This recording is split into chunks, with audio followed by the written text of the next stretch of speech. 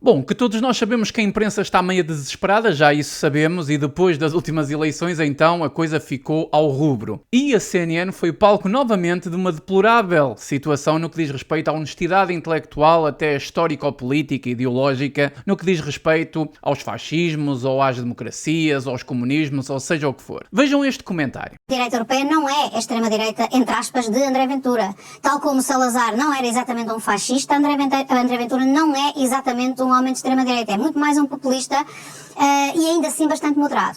Deixe-me só, Cristina Azevedo, essa afirmação sobre Salazar é uma afirmação sua relativamente ao fascismo ou não do Estado Novo? Muitos historiadores e analistas dizem que Salazar sim era totalmente fascista e se enquadrava, enfim, ideologicamente nessa perspectiva.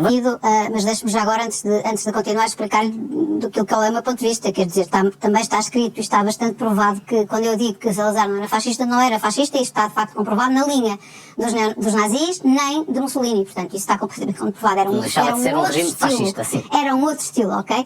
Bom, o que está a passar é uma coisa também que me parece bastante clara, não é? Eu acho que a maior parte das pessoas já percebeu o que é que está aqui em causa, mas vamos tentar explicar. Como repararam, esta comentadora foi convidada para falar das eleições europeias e, num determinado momento, para argumentar que a ideia não é propriamente extrema-direita do André Ventura, usou o exemplo de Salazar, que também não era propriamente fascista. Posteriormente, o jornal Eco recebe uma instrução provavelmente da Regi e da redação para não deixar passar esta afirmação em branco e para se desmarcar completamente disto. E isto é muito interessante porque faz-nos pensar o porquê disto, o porquê que se deu atenção a este detalhe no argumento dessa comentadora. Em primeiro lugar, a CNN quer se desmarcar completamente de qualquer tipo de branqueamento ao fascismo associado ao salazarismo. Em segundo lugar, tem que fazer o frete aos socialistas e à democracia que os socialistas inventaram, que é esta democracia de brincar que nós temos no país, onde temos constantemente uma imprensa a manipular a opinião das pessoas contra um partido que teve mais de 1.100.000 votos em Portugal. E dá para entender uma coisa muito triste, é que grande parte dos jornalistas já saem das universidades completamente formatados, com estas ideias marxistas e com esta teoria marxista na cabeça, mas alguns deles, mesmo que não concordem, sofrem tal lavagem cerebral que têm que dizer aquilo que lhes é mandado, ou senão perdem o seu poleiro. Perdem o seu bom emprego, o seu emprego que lhes dá um bom ordenado para eles viverem em bons condomínios, longe dos verdadeiros problemas do mundo e que lhes dá uma vida estável. E nós temos visto a decadência da imprensa, seja nas audiências como nas próprias dívidas. Não é por acaso que há muito tempo não acontecia e tivemos agora uma greve dos jornalistas. Temos, por exemplo, a dona da revista Visão, onde Mafalda dos Anjos se pôs a andar para a CNN com uma dívida astronómica ao Estado português. Temos também a empresa que é dona da SIC e do Expresso com uma dívida de 115 milhões de euros. E ao mesmo tempo temos o Tribunal de Contas a recomendar uma revisão da lei da publicidade institucional do Estado. Até porque numa auditoria que o próprio Tribunal de Contas fez, detectou que o governo gastou indevidamente 1,7 milhões de euros na compra antecipada de publicidade institucional nos órgãos de comunicação social. Ainda tivemos também, e não nos podemos esquecer, os famosos 15 milhões de euros para apoiar os veículos de imprensa, numa altura em que várias televisões fizeram negócios da China. E eu lembro-me que Cristina Ferreira saiu da TVI para a SIC e depois da SIC outra vez para a TVI.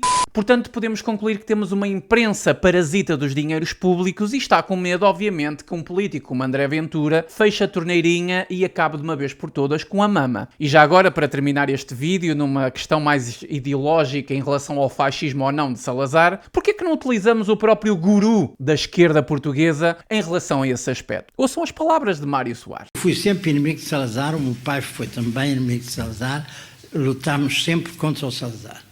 Mas teve uma virtude, é que nunca mexeu nos dinheiros públicos. E isso é extremamente importante. Marcelo Caetano era muito mais fascista, propriamente dito, do que o Salazar. Nunca foi propriamente fascista. Era assim uma coisa, mas não era... Era um ditador, isso era completamente. Com censura e baseado na censura e na polícia política. Mas era isso apenas. Não ia mais longe. E para terminar, temos que dizer aqui uma coisa. O desespero da imprensa é maior porque sabem que o Chega está a ir buscar os seus votos à abstenção. A abstenção que está pouco cagando para aquilo que diz a imprensa, não acredita na imprensa, não acredita no sistema político e vê no Partido Chega talvez a última esperança para o seu país. E esse é o maior desespero da imprensa. E a segunda coisa que podemos concluir é que este jornaleco Francisco Correia é só mais um pauzinho mandado com medo de perder o tacho desta grande máquina de propaganda que alguns chamam de imprensa. Deixem aí a vossa opinião nos comentários, divulguem e deixem um gosto. Até à próxima.